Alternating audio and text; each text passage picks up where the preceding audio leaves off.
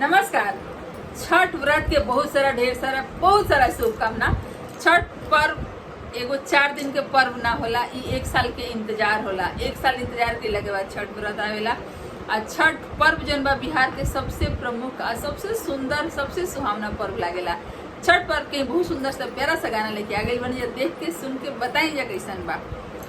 दौरा कीने गईनी दीनानाथ डोमावा के दुकान, दौरा कीने गईनी दीनानाथ डोमावा के दुकान, डोमावा के पुतवाए दीनानाथ दिहले लूलू आए, डोमावा के पुतवाए दीनानाथ दिहले लूलू आए।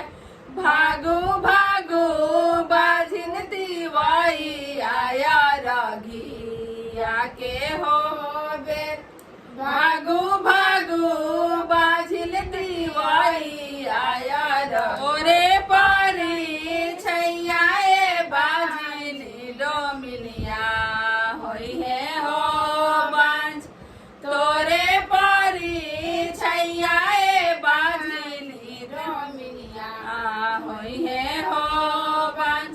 रोते कलपते दीनानाथ आईनी हो दुआर, अरे लिपता पोता ताए दीनानाथ हाथावा हो दुखार, अरे लिपता पोता ताए दीनानाथ हाथावा हो दुखार, अरे तबो ना छोड़वलाए दीनानाथ बाझिनी के हो नाम, अरे तबो ना छोड़वलाए दीनानाथ बाझिनी के हो नाम।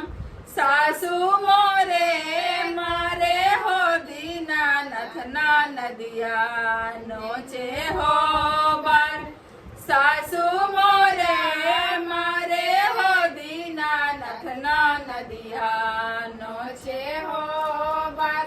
गोदिन बाए रनियाए दीनानाथ झिनिया धैली हो नाम, गोदिन बाए रनियाए दीनानाथ बाझिनिया धैली हो नाम। सेना के पुरुषवाए दीनानाथ दिहले लूलू आए, सेना के पुरुषवाए दीनानाथ दिहले लूलू आए।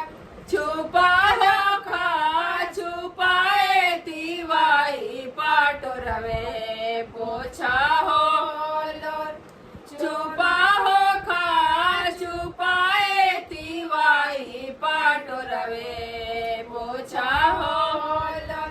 तोहरा के देवो हो तिवाई गाजाधर ऐसन हो पुत, तोहरा के देवो हो तिवाई गाजाधर ऐसन हो पुत। सासू तोहा मनी है तिवाई ना नदिया मंगी है हो ने, सासू तोरे मनी है तिवाई ना नदिया मंगी है हो ने।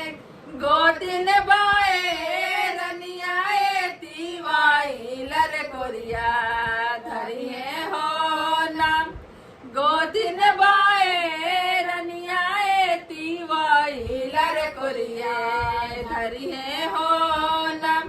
से जाके पुरुषवाए तिवाई कही है बाबुआ के माई, से जाके पुरुषवाए तिवाई कही है बबुआ के माई।